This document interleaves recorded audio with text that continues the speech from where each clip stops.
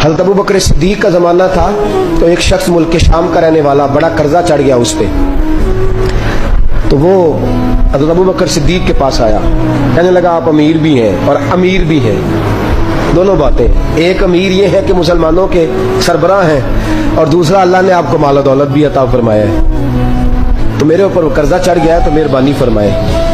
وہ کہتا ہے حضرت صدیق اکبر نے میرا ہاتھ پکڑا، گھر کے اندر لے گئے، باہر سے دروازہ بڑا اعلیٰ تھا لیکن گھر کے اندر گیا تو چارپائی بھی کوئی نہیں تھی، کھجور کی چٹائیاں بچھی ہوئی تھی، کھجور کی چھال کی، اور وہ بھی پھٹی ہوئی۔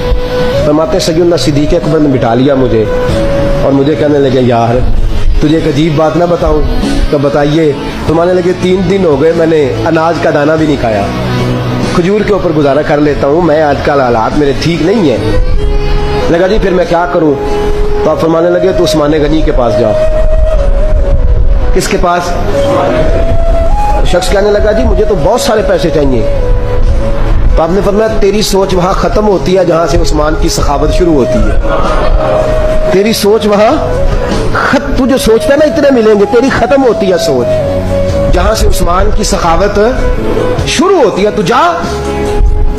کہنے لگا جی آپ کا نام لوں؟ فرمایا ضرورت ہی نہیں پڑے گی۔ کہا جی میں ذکر کروں گا کہ مجھے امیر المومنین نے بھیجا۔ فرمایا ضرورت ہے، صرف اتنا تو جا کے بتانا کہ میں مقروض ہوں اور رسول اللہ کا نوکر ہوں صلی اللہ علیہ، اتنا بتانا کہ مسلمان ہوں، مصطفیٰ کا غلام، بس، اور کسی اضافے کی ضرورت ہے۔ کہا جی وہ دلیل مانگیں گے؟ فرمایا عثمان خیرات کرتے تفتیشیں نہیں کرتا، عثمان اللہ کی راہ میں دیتے ہوئے تفتیشیں 10 روپے دینا اور 100 بات سنانا فقیر کو، تو تک تو نہیں نا، 10 روپے اور 100 قسم کے تانے نہ دے تو میاں چشم پوشی کر جا۔ تجھے کس نے اجازت دی ٹٹولنے کی، پھولنے کی اور کرودنے کی؟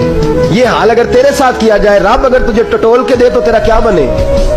رب کریم اگر تجھے ٹٹول کے دے کہ پہلے بتا نمازیں کتنی پڑھی ہیں، سویرے اٹھتا ہے کہ نہیں، تو تیرا کیا حال ہوگا؟ تو ٹٹولتا پھرتا ہے 10 روپے دینے کے لیے۔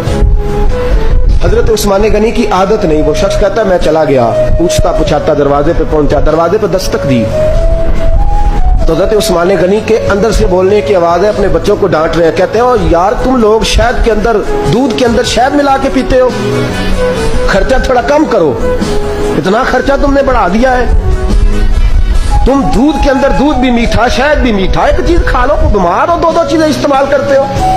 کہتے ہیں میں نے کہا ابو بکر تو بڑی باتیں بتا رہے تھے، اور اس قسم کے کئی واقعات حضرت عثمان غنی کے ساتھ ہوئے، وہ تو بڑی باتیں بتا رہے تھے اور یہ آدمی دودھ شہد سے لڑائی کر رہا ہے اور مجھے کئی ہزار درہم چاہیے، دینار چاہیے، مجھے دے گا؟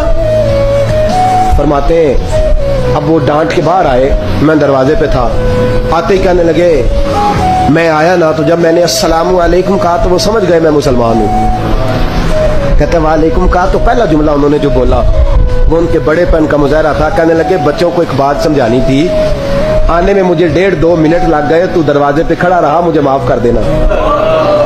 بڑے لوگوں کی بڑی باتیں، بڑے لوگوں کی بڑی باتیں، جتنا بڑا قد ہے اتنا بڑا اخلاق ہے۔ کہنے لگے تجھے ایک بات بچوں سے کرنے لگ گیا تھا، تجھے انتظار کرنا پڑا، ذرا درگزر کرنا۔ کہتے ہیں پھر انہوں نے دروازہ کھولا، جو اس وقت ان کا ماحول تھا، حویلی کا، ڈرائنگ روم کا، جو بھی، مجھے بٹھایا۔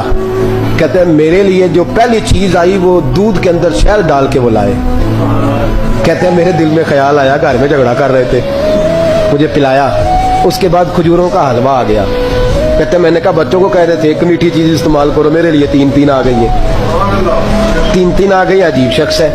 کہتے ہیں میں لیکن ابھی میرا تصور جمع نہیں، میں نے کہا اتنا تگڑا نہیں جتنا حضرت ابو بکر نے بتایا۔ کہتے ہیں کھلا پلا کے نا پھر پوچھنے لگے کیسے آئے ہو، کیسے آئے ہو؟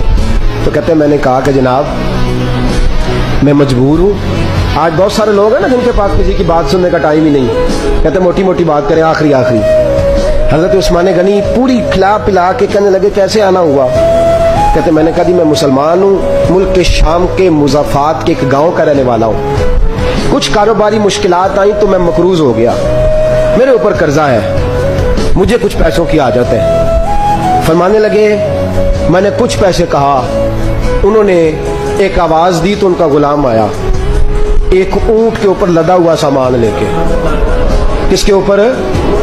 ऊंट के ऊपर। कहता मुझे 3000 अशरफियों की जरूरत थी, मैंने बताया नहीं 3000 चाहिए। ऊंट आया तो हज़रत उस्मान गनी कहने लगे उस ऊंट पर तेरे लिए, तेरे घर वालों के लिए मैंने कपड़े भी रखवा दिए, खाना भी रखवा दिया और 6000 अशरफियां भी रखवा दिए।